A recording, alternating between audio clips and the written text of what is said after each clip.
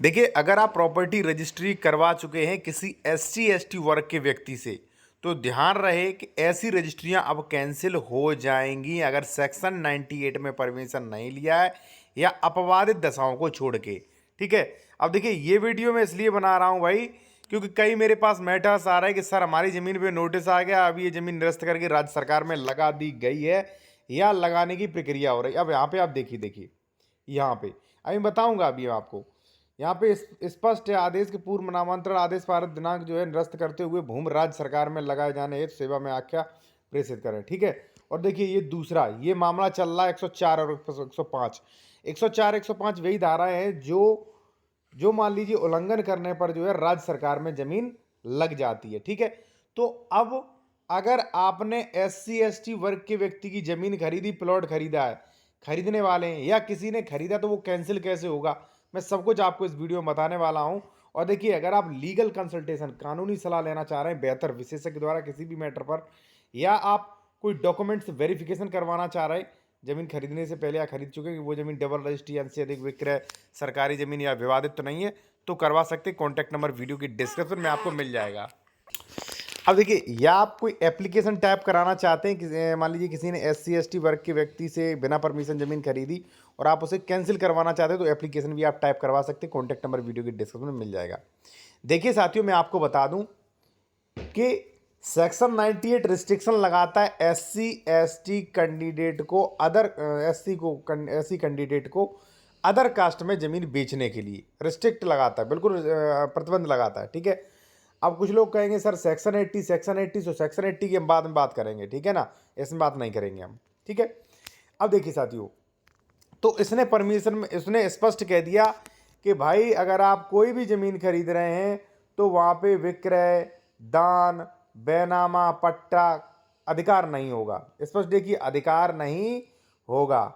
अब कुछ विशेषज्ञ आपको जानकारी देंगे, विशेषज्ञ नहीं गलत जानकारी देंगे आपको कि नहीं प्लॉट पर यह कानून लागू नहीं होगा।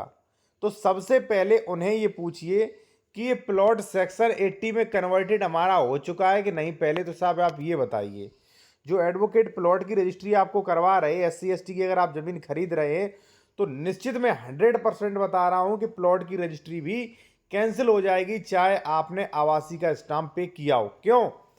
क्योंकि मात्र स्टाम्प पे कर देने से वो जमीन आवासी नहीं हो जाती, सेक्शन 80 घोषित नहीं मानी जाती है वो जमीन। ठीक है ना। चलिए मैं आपको फिर समझाता हूं। ठीक है। और देखिए, कानूनी सलाह लेने के लिए कॉन्टैक्ट नंबर वीडियो के डिस्क्रिप्शन में हमारा मिल जाएगा। ठीक है ना। अब देखिए, यहाँ पे मैं आपको बताऊं, ये भी देखिए एक बात चल रहा है भाई, ऐसे तमाम मेरे पास वही मैटर आ रहा है कि सर अब मैं क्या करूं। जैसे मान लीजिए साथियों, ये जमीन 76 है किसी एससी कैंडिडेट की। ठीक है। अब उसने इसमें से प्लॉटिंग कर दी। ठीक है। एक प्लॉट आपको बेच दिया। ठीक है। आपने एससी एसटी कैंडिडेट से खरीद लिया।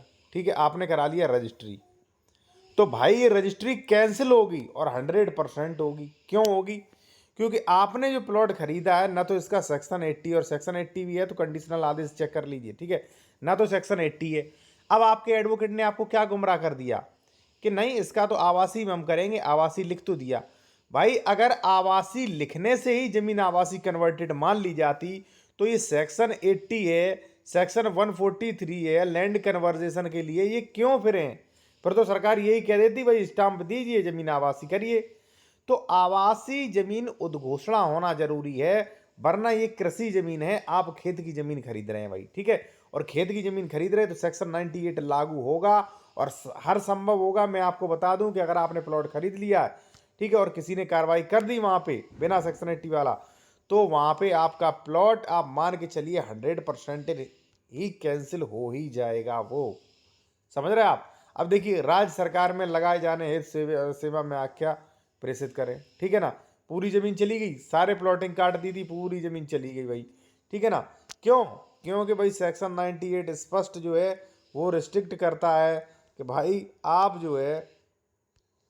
जो यहाँ पे आप देख सकते हैं कि अंतरित करने का अधिकार नहीं है। अब एडवोकेट की गलत बातों में मत आइए। मात्र ऐसा प्लॉट जिसका न कन्वर्जेशन हुआ है, न कुछ हुआ है, न सेक्शन 98 में आदेश हुआ, सावधानी से खरीदें। आप चाहें तो मेरे द्वारा चेक करवा सकते हैं। ठीक है। और लीगल कंसल्टेशन के लिए कॉन्टैक्ट नंबर वीडियो के डिस्क्रिप्शन में मिल जाएगा।